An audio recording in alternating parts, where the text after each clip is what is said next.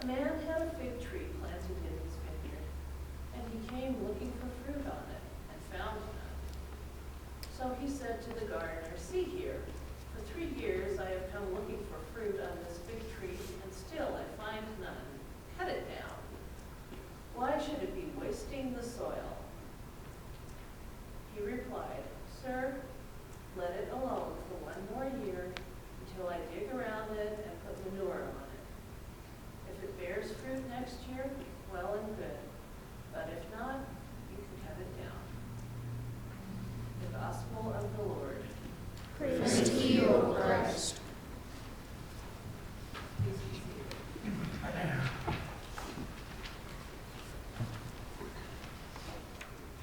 The landowner in the parable of the fig tree is disappointed that it has produced no fruit in 3 years, despite his expectations. He is ready to give up on it. Having taught special needs students, I've seen this attitude all too frequently. Parents, teachers, and society in general have certain expectations regarding a child's development. While there are so-called typical milestones that children tend to reach around a certain age, it's not a fixed, rigid system. If you've ever taken a statistics class, one of the first things you learn is that an average is determined by adding all the scores together and dividing them by the number of subjects. The results tend to be spread along a continuum, with some at either end and more clustered towards the middle. When children are ahead of expected milestones, people get all excited and label them geniuses. They get lots of accolades and positive attention. If children don't reach milestones when expected, people get impatient and sometimes discount their worth. The truth is that children all develop at different rates.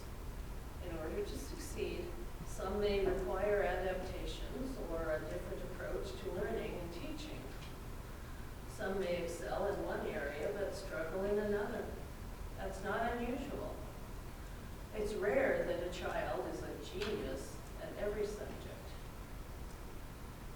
The gardener in the parable tells the landowner not to give up, to give it a year and let him prune and fertilize the tree. In other words, be patient and nurturing, with expectations that it will bear fruit. Whether we're talking about trees or people, the message is that all living things require nurturing. Nurturing encompasses, among other things, patience and setting reasonable expectations. In the area of teaching, expectations have a major impact. If they are unreasonably high, the students may become frustrated and give up. Setting them too low can also be detrimental. Too often, impatient parents and instructors have decided that children who struggle to learn are useless and incapable. If children are repeatedly told that they are stupid and will never accomplish anything, they come to believe it. So much potential has been lost because it went unnoticed. Dyslexia is a condition that's only been recognized for a relatively short time. Children who struggled with learning to read and write used to be labeled stupid or lazy and told they just needed to try harder. If they tried to explain that the marks on the paper or chalkboard didn't make sense or kept dancing around, they were often punished by a rap on the knuckles with a ruler because they were obviously lying and making excuses. In fact, repeating the same techniques over and over will only result in frustration. But there are different teaching strategies and adaptations that can help if the condition is diagnosed. In hindsight, I think someone I went to school with probably had a form of dyslexia. He was very bright and an incredibly talented musician, but he always struggled academically. He had a supportive family and managed to find his niche in life, but I can't help wondering how his life might have been if someone had realized the issue when he was young and given him the support that could have helped him. One student I had who was on the autism spectrum was quite bright and could read well above his grade level, but numbers just did not work in his brain. He literally could not add 1 plus 1 and will never be able to. He also had some motor difficulties.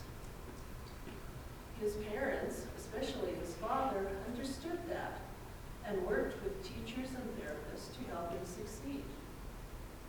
His grandmother was another story. She was of the opinion that this damaged, imperfect child was a punishment from God for sins that his parents had committed. She always focused on the negatives rather than on his accomplishments and abilities. She once went on a rant about how he was 11 years old and couldn't tie his shoes. One of the resource teachers responded with, "Well, that's why they invented Velcro." Today, atypical learners are more likely to get the help and support they need to enable them to reach their potential than they would have a century ago. Still, there are some people who are inclined to dismiss them as worthless. Give me a year.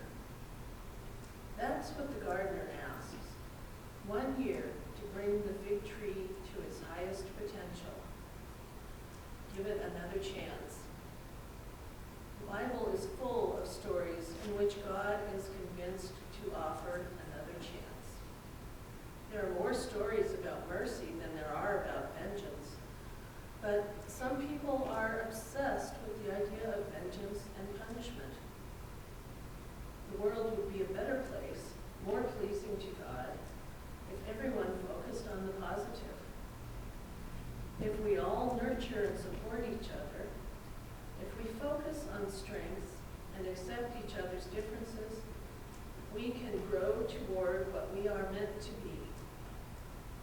If each tree is nurtured, we can produce a big, beautiful